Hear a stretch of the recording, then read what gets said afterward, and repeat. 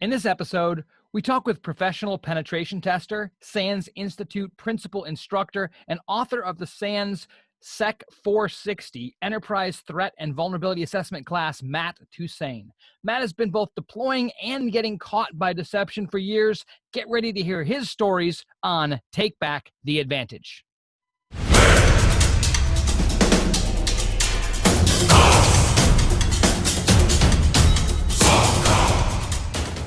Deception has been around for a long time. Perhaps the biggest deception campaign in history occurred during World War II.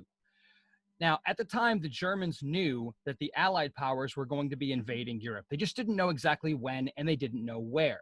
Now, thanks to Allied intelligence gathering capabilities, the Allies became aware of the fact that the Germans believed the most likely point to launch that invasion would be going across the English Channel near Calais, which is the narrowest part of the English Channel. So what the Allied powers did was basically they tried to reinforce that belief. So they used a really complex structure of fake tanks, fake planes, landing fields. They created tracks in the earth to make it look like stuff was moving around, fake boats, radio traffic, double agents. They created lists of missions and plans. They even went so far as to put one of the premier generals of the Allies at the time, General Patton, in charge of this absolutely fake army. They communicated through diplomatic channels in neutral countries to get this information out to the Germans. And the whole thing was pointing at the invasion being at Calais, or at least that was part of what was called Operation Fortitude South. They also had Fortitude North, which was designed to also cause the Germans to think that perhaps an invasion was going to be coming up through Norway. And this year-long deception process went all the way up through to D-Day. So on D-Day, they actually had planes dropping metal strips to fool radar to make it seem like something was coming across the channel. They actually dropped dummy paratroopers that were wired to play the sounds of battle when they hit the ground. So they basically recorded this stuff. They distributed record players, phonographs with sounds of voices and battle, all to reinforce this overall deception campaign. And it was very, very successful. In fact, they had the Germans fairly well convinced that that was going to happen, which meant that when the real D-Day invasion happened, it encountered much less resistance. Now, there's a couple things that I want to point out about that overall deception campaign. So I've mentioned before on this channel how back in the 80s, the CIA actually wrote a paper entitled The 10 Maxims of Deception. And I think two of them are really relevant to that campaign, but also play a role in cyber. The first one, maxim number one, is called Magruder's principle. And it says, it's easier to induce an opponent to maintain a pre-existing belief than it is to present notional evidence to change that belief. Thus, it may be more fruitful to examine how an opponent's existing beliefs can be turned to advantage than to attempt to alter those beliefs. Basically, it's if our adversary believes something and we simply reinforce that belief, that's a very easy message to communicate. So from a cyber perspective, it plays just as well. Basically, we need to understand what our adversaries are expecting to see in our environments, and when they see those things, they will more likely believe those. Now, there's another maxim, this one happened to be maxim 4, called Jones's Lemma. And it basically says deception becomes more difficult as the number of channels of information available to the victim increases. However, within limits, the greater number of controlled channels, the greater the likelihood of the deception being believed. It's kind of like if I held up a picture to the camera. If you just looked at it straight on, it might be very believable. But if you looked at it sideways, it would be very obvious that it was a picture. But if I somehow or another, if I created a 3D sculpture, for example, it might look more believable. From the World War II perspective, that's why they used so many different channels of information. They used radio frequency signals. They used radar chaff. They used diplomatic communications. They used double agents, all of this to create a much more believable appearance. And the same thing also applies from a cyber perspective. If you create cyber deception and that deception is sort of just surface paint, it becomes kind of easy to get past it. But if you include more, if you not only set up deceptive systems, but you reinforce that with social networking posts and you reinforce that with fake network traffic and all that kind of stuff, you end up with a more believable avenue. All right, so there's a little lesson of deception in history. We are now going to have our interview, and we are going to be interviewing today Matt Toussain. So he is a certified instructor with the SANS Institute. He's also the co-author of the SANS SEC460 Enterprise Threat and Vulnerability Assessment, graduate of the United States Air Force Academy with a bachelor's in science and computer sciences. He served as senior cyber tactics development lead for the United States Air Force. He also worked as a security analyst for Black Hills Information Security and was the founder of Open Security, where he does full spectrum vulnerability risk assessments. In addition to that, again, stole it from his LinkedIn profile, I believe it was, but he turned a table into a computer, a 1976 Mustang into an electric car. He built an Alexa-enabled home entertainment system out of a car amp, a Raspberry Pi, a computer power supply unit, some sheet metal, and some plexiglass. In his spare time, he's also an avid runner. He plays piano, guitar, and violin, and I guess lives in Texas with a multitude of Cisco switches. I'm not sure if that's a cohabitation thing or what's going on there. Matt, it sounds like you lead a really boring life and you don't have not a lot going on with all that. Well, what do you want to add? You should see what happens on the weekends. Exactly. The Cisco switches were forced on me. There was no consent involved in that. It just kind of happened. Yeah, it does. I give them away, but they keep coming back. They tend to grow. It's kind of like, weeds or strawberries. They just expand everywhere. I mean, that's actually a really true part of the Cisco switch story. I bought them off of eBay because I was doing training for the CCNA long time ago. And I ordered like a 48 port switch or something. They sent me a 24. And so I messaged them and said, "Oh, we're sorry, we sent you the wrong one. Let me send you another one too. Keep that one, take another one." So yes, they grow even if you don't want them to. Very, very, the interesting very part nice. about that, it was from a school district, and they didn't actually bother to remove the config from ROM mode. Plain text, Cisco passwords. Very nice, very nice. There's no patch for stupid. Well, they didn't really know. Yeah, because like with Cisco, you don't just purge the running config, right? Like on the file system itself, the config's there. Yep. To be fair, still but the thing is with Cisco, when you set a password is plain text. Yeah. Secret is not. Yeah, enable secret. Yeah, I'm with you. Now you're causing me to recall my days of studying for my CCNA. Hey, you brought the Cisco switches up. I did. So let's talk. We're talking about deception.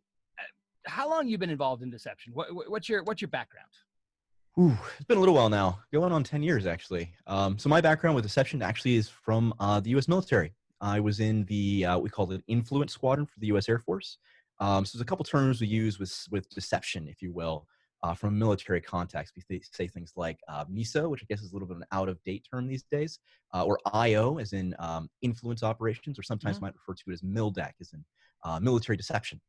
And so the influence operations squadrons in the Air Force, of course, say 8 or 9 years ago now, we're really starting to look at cybersecurity, because that's actually right around the time that the president at the time had put forward the CMF construct, which is where we have the new cyber mission forces and teams and cyber protection teams in the Army, Navy, and Air Force. And so when you have something like that in military, and one of the things that is pretty cool about the military, but also kind of frightening and painful, is bureaucracy and its orchestration of forces and its military doctrine. And of course, the military has hundreds of years of experience identifying what components need to be in any kind of operation for it to actually be, say, sophisticated in nature. And so influence operations is a component of that. And so as we move into, say, a hyper asymmetric domain like cyberspace warfare, then influence operations, of course, is still going to be part of that piece. But then how do you sell a story in cyberspace when, say, your breadcrumbs are a lot more multifaceted? Things like metadata, as an example, can ruin the story you're trying to tell. That's a lot of what we were trying to figure out from a cyber tactics perspective on the influence operations side, both defensive and offensive, in fact. Awesome. And you really bring up a point, and it kind of goes off of that Jones's lemma thing, where the more perspectives that somebody has to look at your deception story, the more opportunity that there is to poke holes in it. But at the same point in time, if you do it well, then you create something that is incredibly believable. But to your point, when you start talking about the world of cyber, you start getting into all these nuances where, hey, did I take into consideration having that ARP cache on that computer to reinforce that computer A recently talked to computer B? There's so much detail there that you need to incorporate, that it can be really challenging, a little bit overwhelming. So how would you say that if somebody was interested in this deception stuff and they're like, yeah, I want to go ahead and do that, we jump off talking about, wow, this stuff is pretty hard. What do you think that people should do if they want to get going with this? What should they be ready for? Yeah, my answer to that is actually don't worry about it yet. And here's why. In the growth of any domain, any discipline, you have this cat and mouse game, right? We've been playing cat and mouse game on the side of, say, malware, like remote access tools, Trojans, those kind of things for years and years now.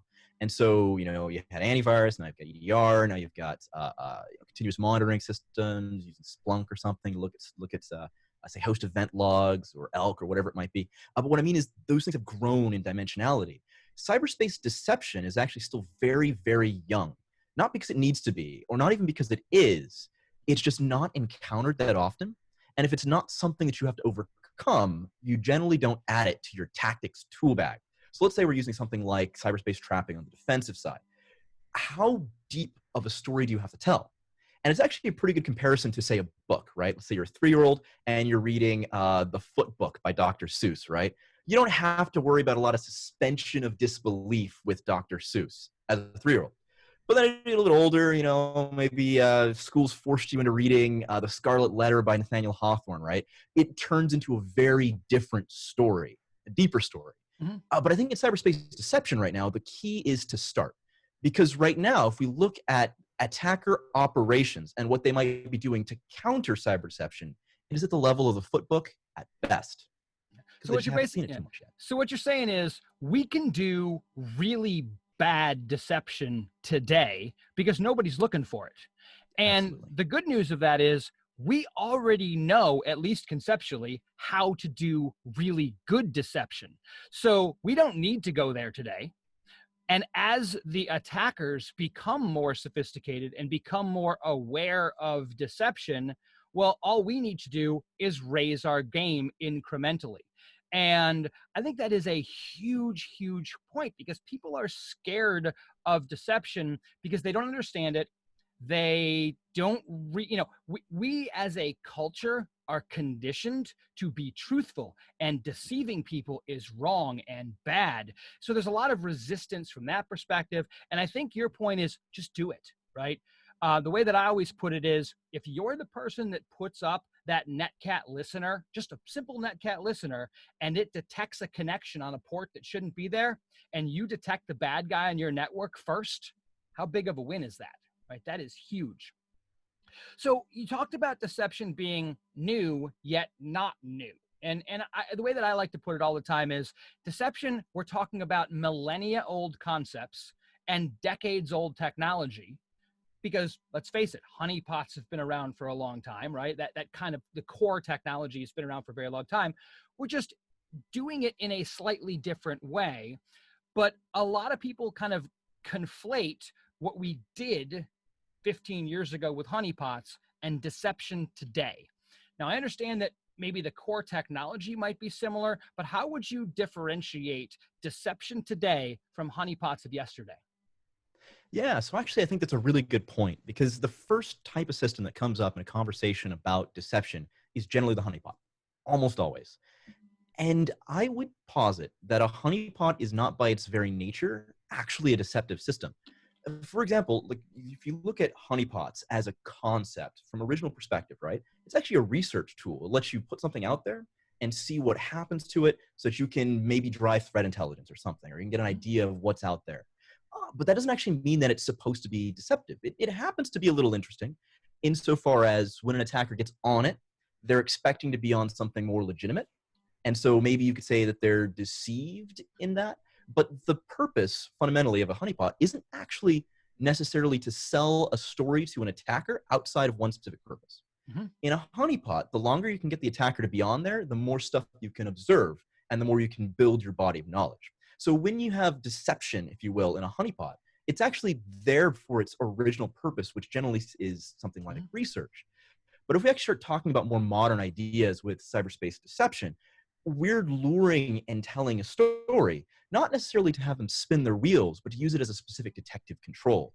In these cases, honeypots are often actually counterproductive because they have to be maintained. That's not necessarily a bad thing, but that means that you have resource expenditure over the entire lifetime of the honeypot, and then you have some kind of value that you're gaining back. But we don't necessarily have to spend as much resource administering a honeypot, monitoring the honeypot, all those kind of things, in order to gain some of that value back. So talk more about, say, the honey token concept that started to grow out of that. I'd say that honey tokens by their nature are actually a little bit more deceptive than honeypots, because honey tokens are generally not focused on a research purpose. They're actually focused on putting things out there to entice, say, an adversary to go after them. You're almost building a capture the flag for them, if you will. But I think the key difference between, say, direct deception and more of research purposes, and we really see a distinction here with honeypots, is that the basics of what a honeypot is that it's a system there that has no legitimate purpose. Therefore, anything that happens on it by its very nature is illegitimate. Okay? But if we talk about deception, like the Operation 42 that you talked about at the very beginning here, we're talking about illegitimate things that only have an illegitimate purpose, right? This is information that's being given, if you will, or allowed for the adversary to acquire for the purpose of selling a tale. So it's not that something, if they counteract that, is illegitimate. No, it's you're actually trying to get them to get the illegitimate information. So you're selling almost in reverse of what a default honeypot, say, fundamentally might actually be orchestrated for.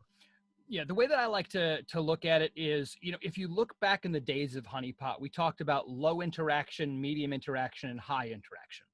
And the way that I look at it is the level of interaction only needs to go up if you want to use deception for the collection of threat intelligence or attribution data. If you're just looking for detection, then you can go with much lower interaction solutions, and that gives you a lot of benefit. They're easier to manage.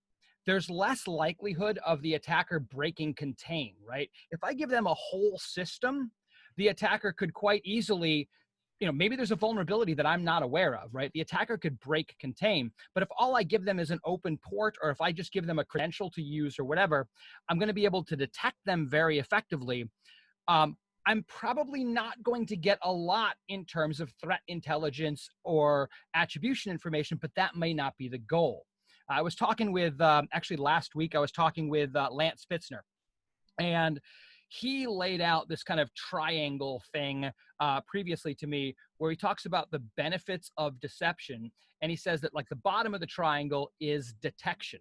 And that is like the 80% mature portion of detection or of deception. And then he says like the next layer up is like the 15% mature, which is the threat intel and the attribution piece.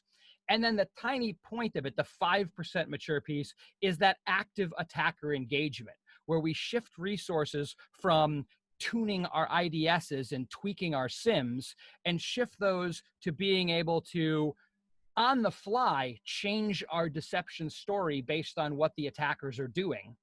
But that's a pretty mature concept, as opposed to just, hey, let's set some tripwires, let's set some traps, so when the bad guy touches them, we get alerted, and then we can respond more effectively. So I think that's absolutely. a really cool thing.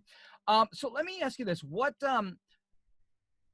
your favorite deceptive technique or trick? What's the thing that you're like, oh my gosh, this is the coolest thing ever? So the one that's my favorite is my favorite because I've gotten caught myself by defenders when I was a red teamer. And the defenders did this. And so I found out about what they did to discover that I had access to their environment during the debriefing. Because during the actual engagement, I had no idea how I was getting caught. Just didn't know. But during the debriefing, one of the blue teamers, they actually thanked me and said, I was at your talk 4 years ago. This was a talk in 2013, I think. And so we used a cyberspace trap that you talked about, deceptive detection mechanism, in order to catch you on our systems. So it's my favorite because Pseudo came up with that. I stole some ideas from Mark Baggett as well. And I gave a talk about it, and somebody used that and caught me with it. Very nice. Yes. Brush that dirt off my shoulder. There's my cyber flex for the day. Very nice. So the trap is a little bit like this. In trapping and in deception, what's really cool about these is that you're often not targeting off of, say, a tabula rasa, a blank slate. You're targeting off of what you know the attacker is going to go after, because you have some information about that. I think the MITRE ATT&CK framework is a great place to start. You get some of these basic tactics. Not everybody does all of them, but everyone does some of them. For example, Mimikatz. Mimikatz exists in the toolkit of every single major intrusion set out there, because stealing memory from the local security account subsystem service and then pulling out plain text credentials from that is just epic. And today it works on the vast majority of Windows servers out there. If you've got Windows 8.1 and beyond, you'll get Credential Guard, which protects a little bit against that. But Windows Server 2012, no Credential Guard. Yeah. And Windows Server 2008, most common. Yeah, I was going to say, I was exactly, Windows 2008 R2 is the most commonly deployed server platform that's out there. And even with Credential Guard, depending upon what organizations are doing with other virtualization, you may or may not be able to deploy Credential Guard if you've got some weird virtualization stuff going on. Yep, we just did a red team, Open Security did a red team in February for an organization, and we're on a Windows 10 system, and I don't expect anything to be working here, right? Because Credential Guard should be there. And we're just getting credentials left and right and center, and it had to do with their virtualization orchestration required that Credential Guard be disabled, because Credential Guard is based off of Hyper-V itself. So if you're using something else like VMware or Oracle, generally doesn't actually conflict too much. But the point is, using other virtualization systems, it might require you to turn them off. And Credential Guard is just, it's an absolutely vital protection today. Oh, yeah. And so you still find the outliers, absolutely do. Oh, without it. I mean, let's face it. I mean, I can't count the number of times that I've had to help a student in class turn off Credential Guard because they can't run the virtual machines that we're using to teach that. So it's fantastic. But in those times where you can't run it or you're running older technology and all that. So anyway, I'm sorry, I didn't mean to derail you, but so dropping credentials. So what they planted some credentials in memory for you to grab? Yeah, that's exactly what they did. So they set up a fine-grained password policy in Active Directory to make a user group have a lockout policy of 1. So any unsuccessful password attempt locks out the account. And then they went around machines and they shoved these credentials into LSASS. It's really hard to do. You use the run as command. Run as command, yep.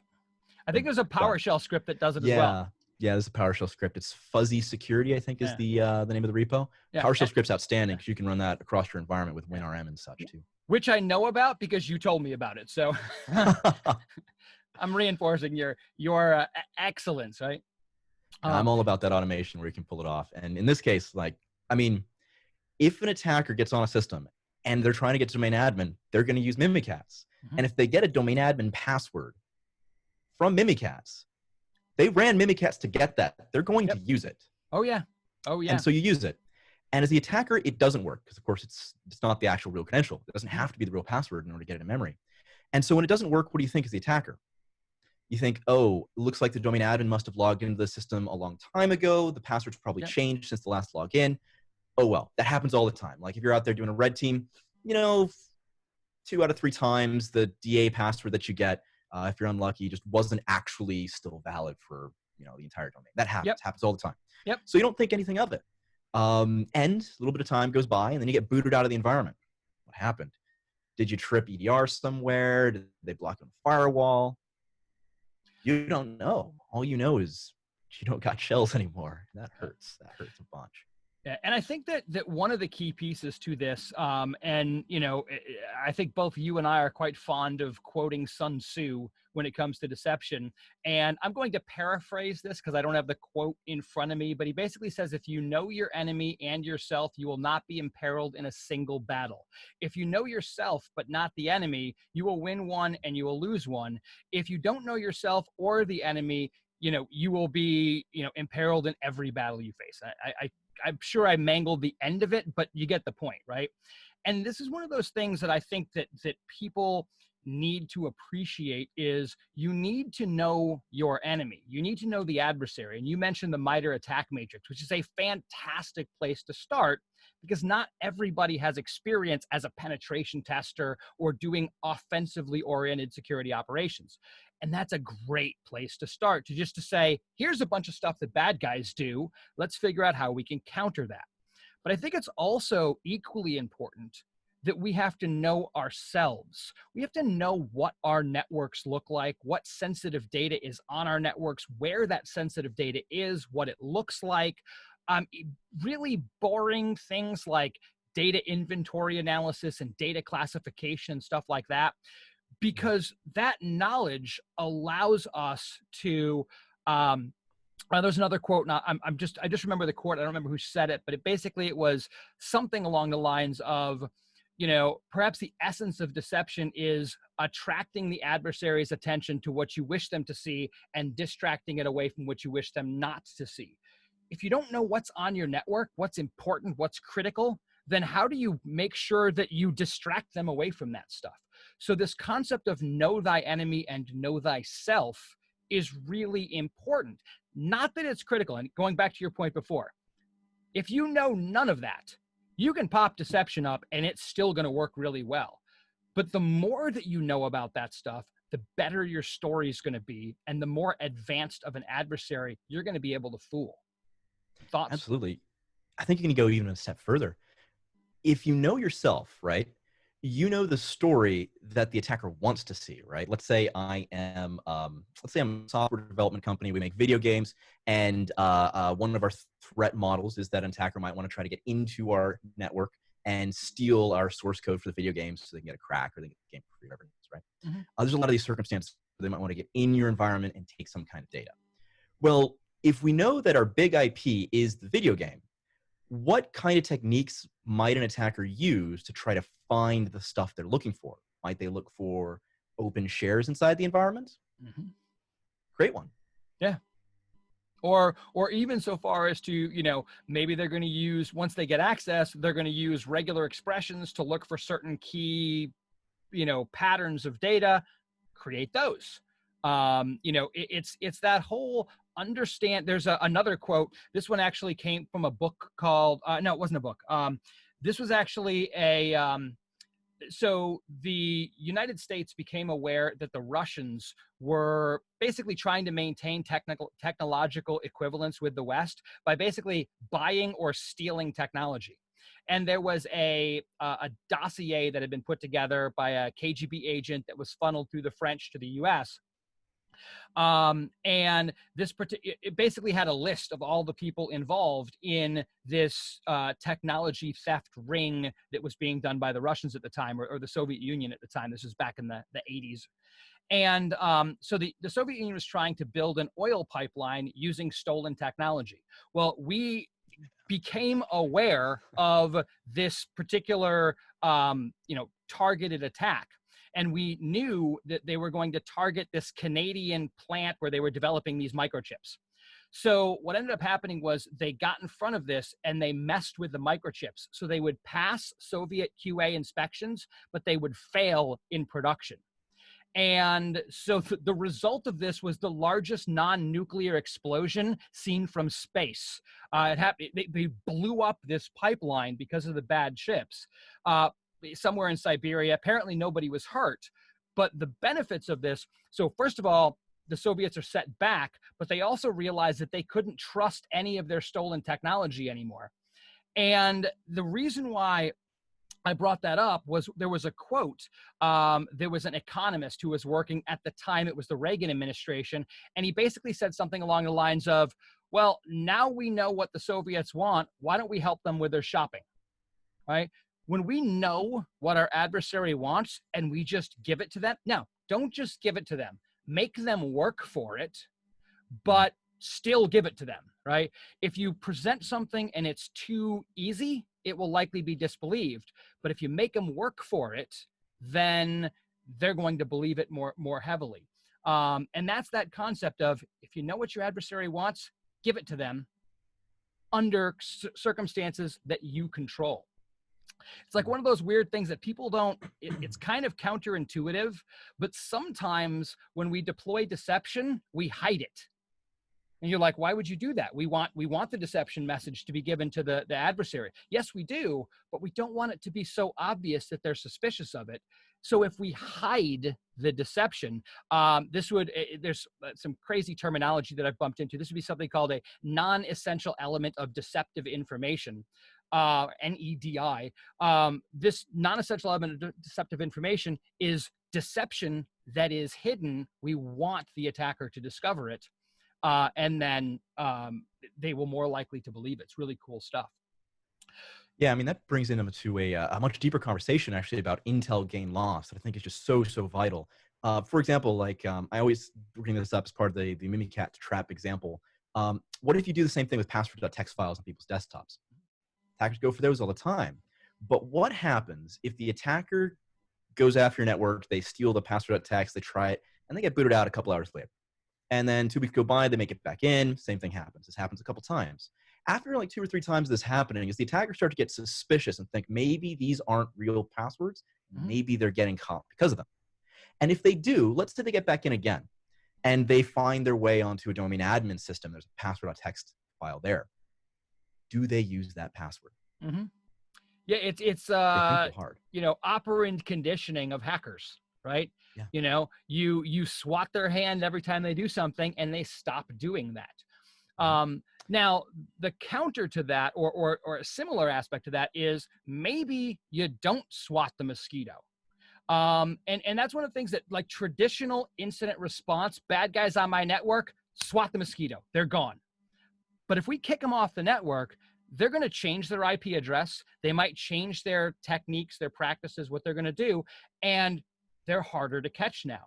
But if they're on my network and they're playing in an area that I'm okay with, if they're playing in a deceptive area, or even if they're just playing on production systems but not messing with anything that I care about, maybe we just leave them on our network, because at that point in time, I have unbelievably site and incident-specific threat intelligence that you can't buy, right? You can't go buy a threat intelligence service that's going to tell you the IP address of the person that's attacking you. And once you have that, maybe it's a better idea to keep them on the network. And I think that's one of the things that people, maybe the things that they're not expecting when they deploy deception, is that they might have to change the way that they handle incidents, because they don't want to burn that actionable threat intelligence. What do you think about that? And what other things you think might be unexpected that people don't realize, and they realize after they deploy deception? Yeah, I think that's such a critical point. And it's one of the places, one of the few places, if you will, where I think the government actually does a really fantastic job and private industry is just absolutely terrible at it. And there's a couple reasons for that. Let's look at it from 2 perspectives here real quick, right? And we'll go back to some military science parallels. If we make the attacker fear the use of their own techniques, right, by letting them be aware of the fact that there's deception here, what we do is we get inside their decision-making cycle. You might call it something like the Ooda loop by John Boyd, where if our defenders can Ooda loop faster, right, they can observe, they can orient themselves to what's going on, they can decide to do something about the attacker, and they can act on it before the attacker can, let's say, drop ransomware, right? If you can do that faster than the attacker can drop their effect, right, deliver their effects, it doesn't matter that you were vulnerable, you still won. And so if we look at that, there's an interesting idea there, because then suddenly deception and the awareness of existence of potential for deception does cause the attacker to be slower, potentially more methodical, which gives us more time to observe, orient, decide, and act against it. Now, then there's the reverse of that, right? Because we're talking about intel loss there versus intel gain. There's an operation that I don't want to talk too much details about, but there's a lot of information about it on Wikipedia, and it's called Operation Buckshot Yankee. And what happened here is the U.S. military's JWICS, that's the top secret network, was compromised by a allegedly Russian intrusion set. And the National Security Agency knew and watched, because they wanted to orient themselves to additional information collected over the course of that attack campaign. Because if they can see everything that's bad that's happening, some of the intel that they're losing, even top secret information, might be worth less than the intel they're gaining about adversary capabilities. And I think in the private sector, we just don't understand the value of information itself, right? We see somebody doing a nessus scan against our boundary, or they're spamming us with SYN flood messages or whatever it is, right? Doing brute forcing against SSH or RDP.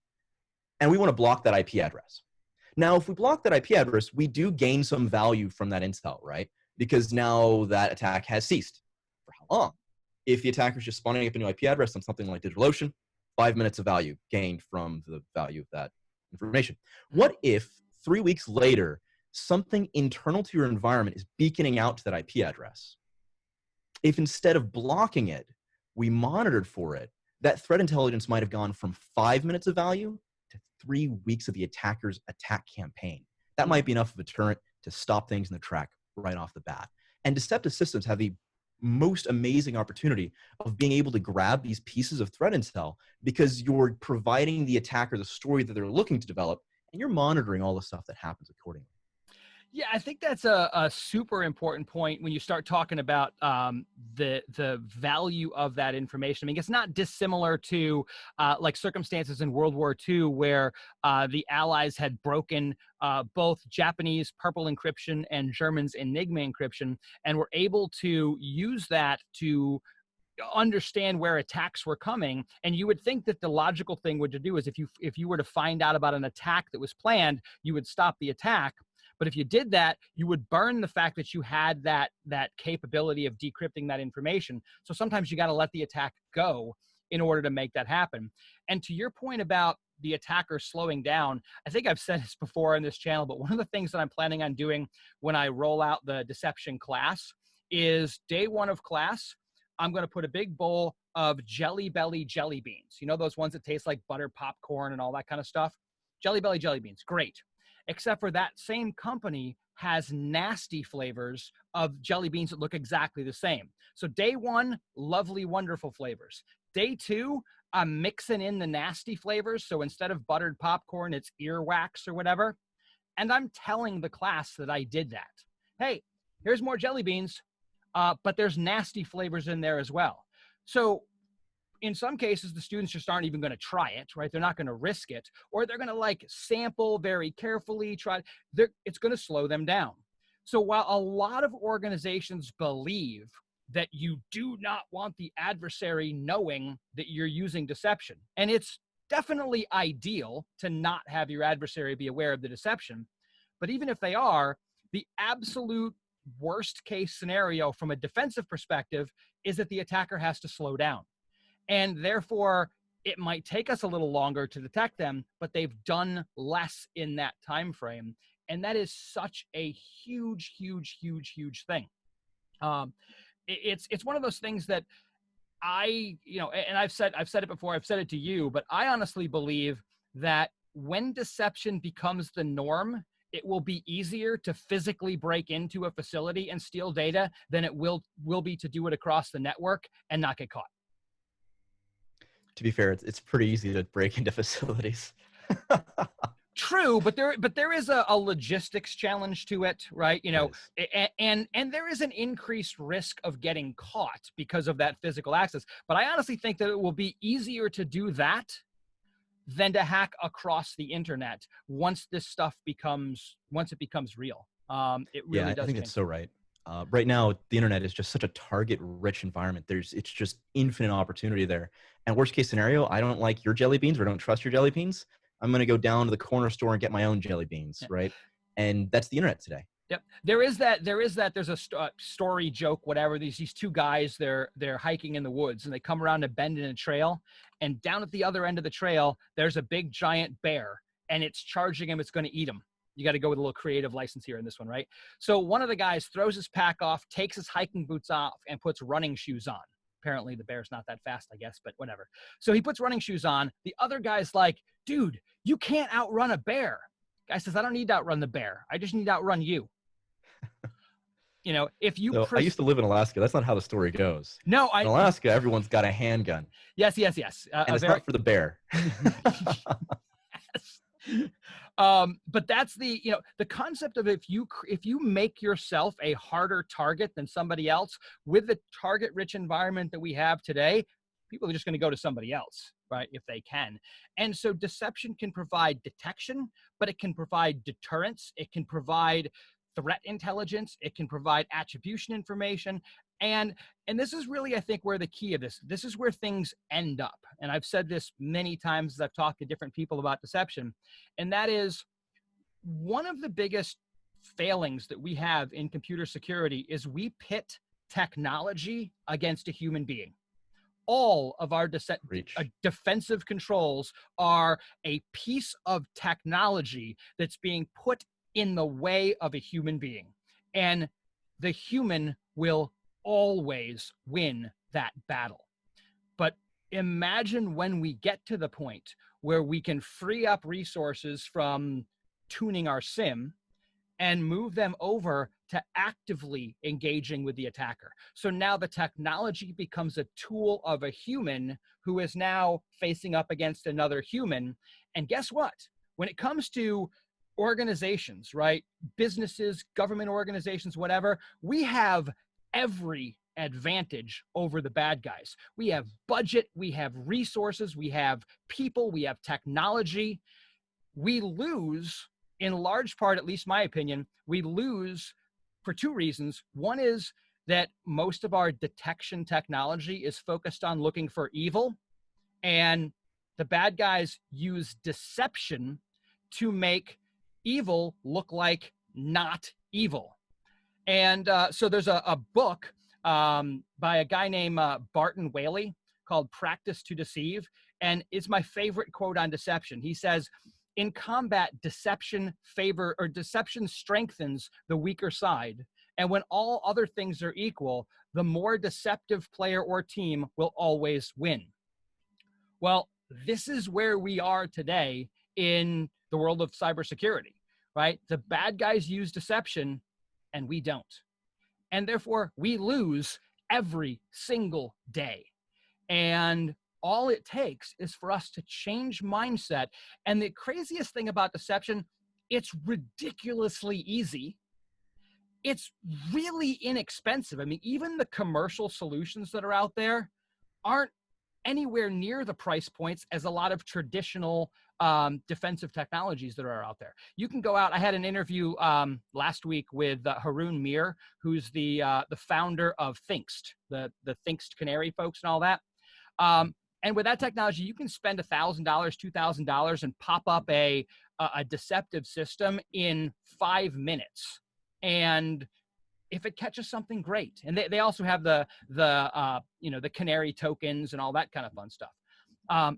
It's inexpensive, it's easy, and it works. And I think, to me, the most surprising thing boils down to, if you're deploying deception, let's say you've got this cool, awesome deception platform, and you look in the terminal window or the interface that's the alert interface, you shouldn't see anything. It should be dead silent unless something funky is going on. And yeah, there are false positives, but how hard is it to identify a false positive in a deceptive environment? Super easy. Yeah, and there's just not as many as you see in just the traditional like monitoring style system, because you're just monitoring what is. Like go back to that Mimikatz trap, just it's so easy to look at, right? If the only way to get that password is to rip memory out of a system level process on Windows, how does that happen on accident? Yeah. And then get used. Like, people don't understand the difference in the false positive ratio between orchestrated, if you will, attacks against the attacker, right? Because you're going after what the attacker is specifically doing, right? And so those orchestrated attacks, when you get a blip, right? It means something real. It's just like when they do an attack. They run Mimikatz and they get some passwords back. That means something. They don't get a false positive with passwords, unless they do. But if they do, it's because we did something there. And I think that also gives us such power too, because while I do think that these deceptive frameworks right now are just a free lunch, because attackers are not looking for them. They have no idea what they see when they're encountering one, and they just fall apart, right? Because if you've never fought on a deceptive environment before, your first time is not going to be a happy time. It's like doing your first pen test against IPv6 environments. Ping 6 is a separate tool. Yeah, wait, what? It's I know, right? It's that level of just world altering from the perspective of the attacker. But that said, I think your point on if you have humans fighting machines, humans just gonna win, right? And I think that with deceptive frameworks, we might move into a bit of that once the attacker has been forced to dynamically change the way that they do offensive operations. But I think that deception has an infinite opportunity to excel beyond that. Mhm. Because right now, I think you're perfectly right. We're still living in the defensive era from like the late 90s where we're worried about things like the code red worm. Yeah, okay. Machines fighting machines, good. But if you have people doing custom attacks, right? Like last year, I was doing a pen test with CounterHack, and I pulled a Hyper-V image of a DC off of an incorrectly controlled, secured Windows share, and just pulled the passwords right out of it. I didn't know that I was going to do that before the test happened.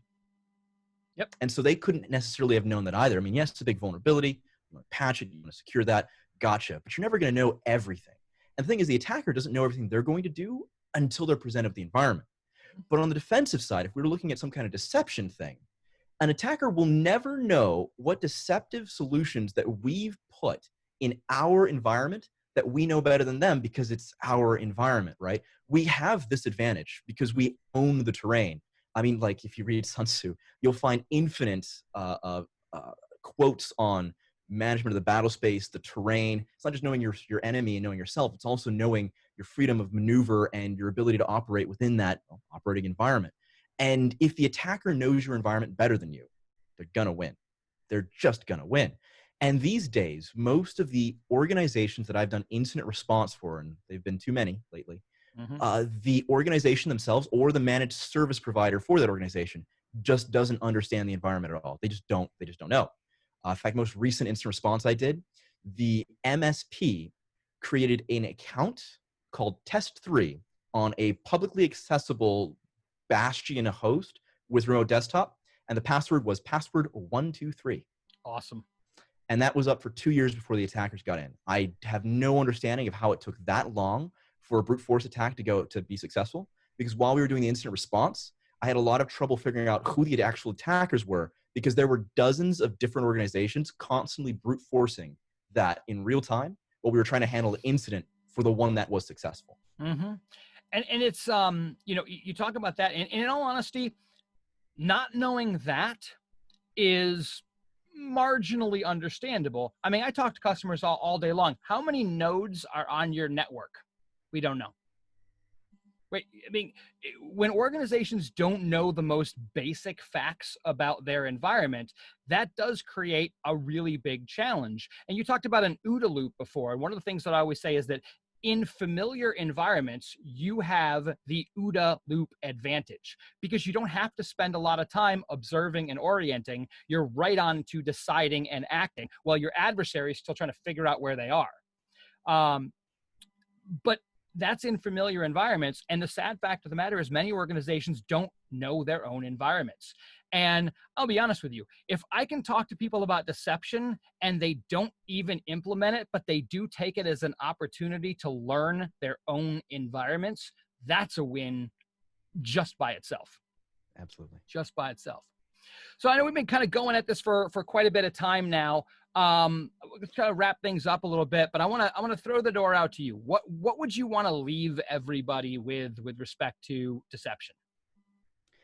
I think that the big key points on deception that people need to realize is how intertwined it actually is with intel. I think the community just has such a big misunderstanding right now of what threat intelligence actually is and what the value proposition to that actually is.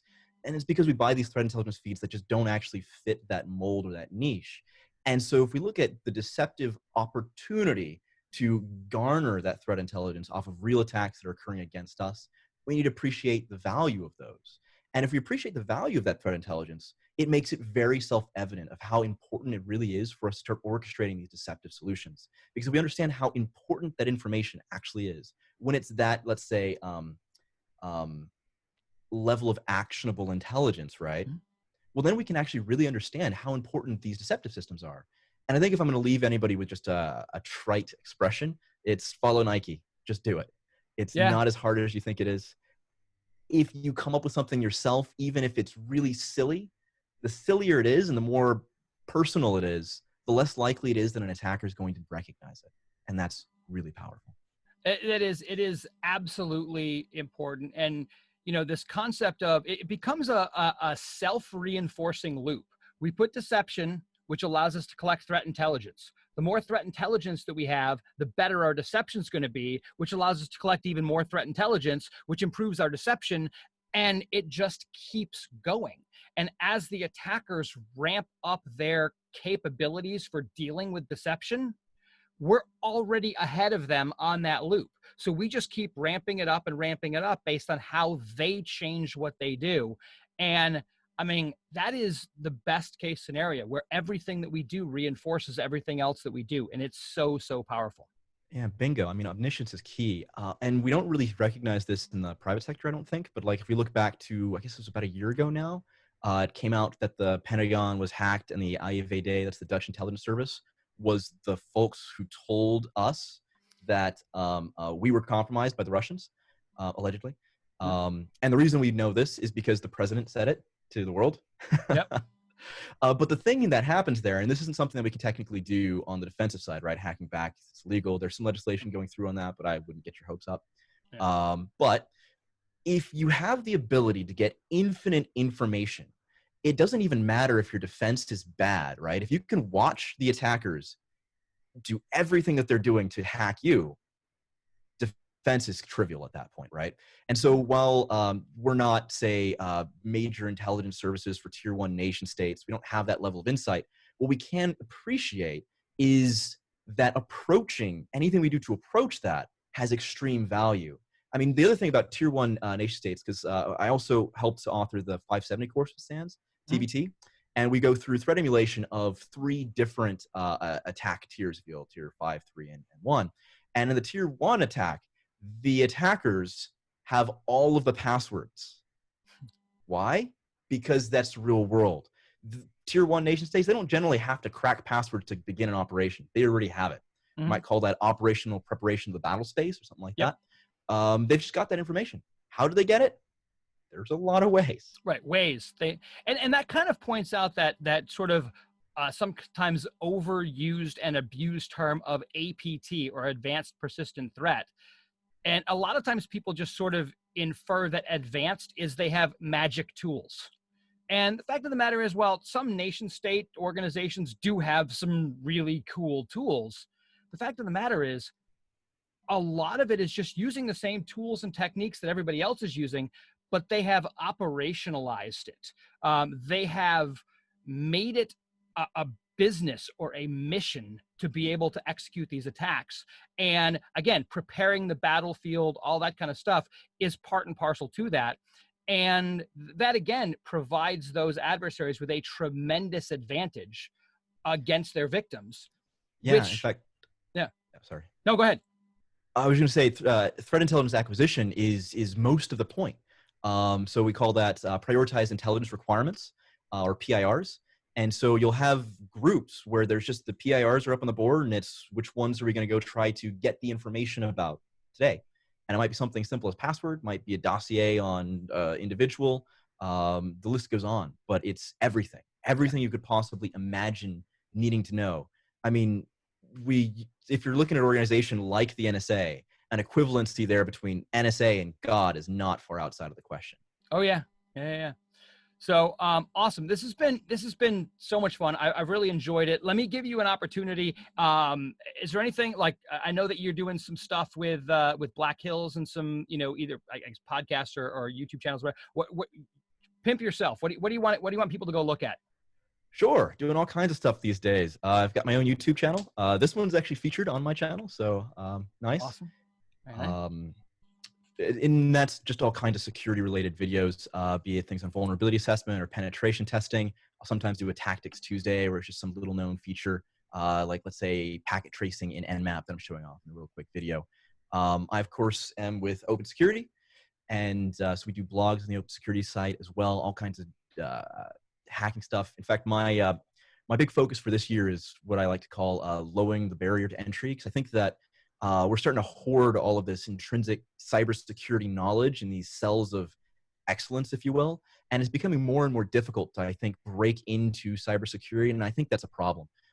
So if you're following me on Twitter or any of these things, most of what I'm sharing is some kind of educational related material, either be it related to SEC460, my SANS class, which has just gotten massively updated with, I think I have more than 200 brand new slides, and it's got all kinds of cloud stuff in it now. A lot of the content from the class, I actually post on Twitter and such too. So yeah. Awesome. What I do. Awesome. And I'll make sure that I get the links to all that stuff put in the show notes that would be down there somewhere, I guess. So yeah, I'll make sure that, you know, to the extent that people want to look here and bounce over to your stuff, I'll make sure that we get that posted in there. So Matt, this has been awesome. I appreciate it. I mean, the sad part is we could probably sit here for another 3 hours or more. And if we had a couple of adult beverages, maybe longer than that, talking about deception. But this has been fantastic. I've really, really appreciate it. So thank you so much. I absolutely appreciate it. Absolutely. You're the guru. But the evil one too with those jelly beans. Oh, it's going to be fun. Cannot condone. No, it's going to be awesome. So awesome. Well, for those of you who are watching, thank you guys so much for joining. If this is your first time and you've liked the content, please go ahead and hit that subscribe button. Make sure you click that little bell in there to get notifications of new content. We've got a lot of stuff scheduled to come out over the next couple of weeks. So you're going to see a lot of things happening there. Hit that like button if you did like this interview. And please, please, please share this YouTube channel with other folks that may be out there who might be interested in deception or this type of stuff, because it really is such an amazingly powerful thing, and it really is that thing that can allow us to take back the advantage.